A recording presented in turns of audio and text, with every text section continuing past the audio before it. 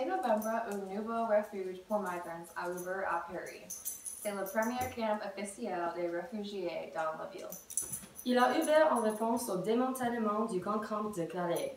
La jungle de Calais a remplacé le camp de fortune existant à travers Paris. La jungle Calais a été fermée à cause de la pression des résidents de la ville qui se plaignaient des taux de criminalité élevés et d'une économie en déclin en raison de la présence des migrants. Ces camps accueillaient plus de 3000 personnes.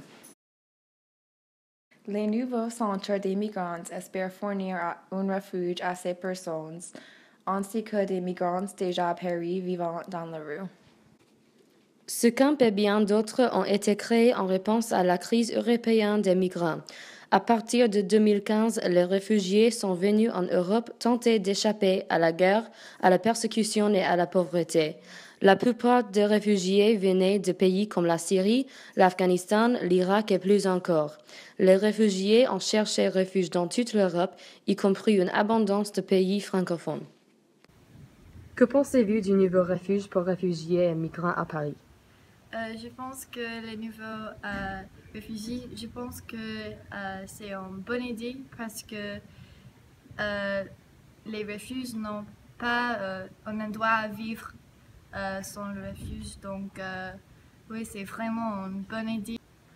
Pensez-vous que Paris est un bon endroit pour commencer une nouvelle vie pour une personne dans la pauvreté? Oui, je pense que Paris est un bon endroit pour les gens qui sont dans la pauvreté parce qu'il y a beaucoup d'opportunités, parce qu'il y a beaucoup de cultures dans la ville de Paris. Le plan du camp a été annoncé en mai par la mairie de Paris en Hidalgo. Il est situé dans un ancien dépôt ferroviaire dans la partie nord de la ville. Ce camp est réservé aux hommes et a la capacité de loger 400 personnes. Il espère augmenter la capacité à 600 à la fin de l'année. Paris reçoit chaque jour environ 80 nouveaux migrants, mais le nouveau centre espère éviter le débordement en permettant aux migrants de rester un maximum de 10 jours.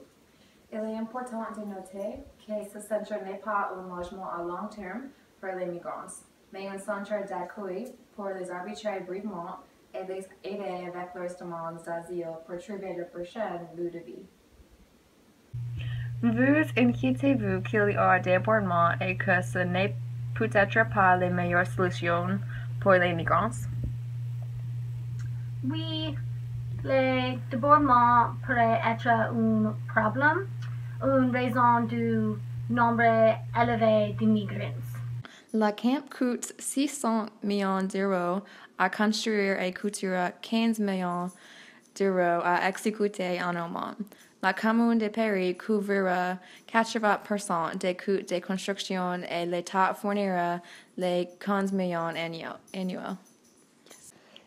Le camp, géré par l'organisme de bienfaisance Emmaüs Solidarité, disposera d'un centre d'accueil pour fournir des conseils initiaux, un soutien à la traduction et même aider à rentrer chez eux s'ils souhaitent loger à l'intérieur de cette structure gonflable. Le reste du camp se compose de 8 villages, chacun abritant 50 personnes. Le camp sera dirigé par 120 employés et 500 bénévoles.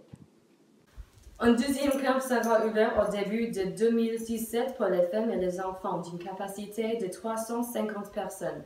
Anne Hidalgo espère que le succès de ces camps aura un effet sur les prochaines élections présidentielles, où l'immigration sera un sujet controversé. Ce camp est actuellement ouvert et accepte des réfugiés tous les jours. La ville de Paris prévoit de la garder ouverte pendant environ 2 à 3 ans ou jusqu'à ce qu'une nouvelle solution soit trouvée.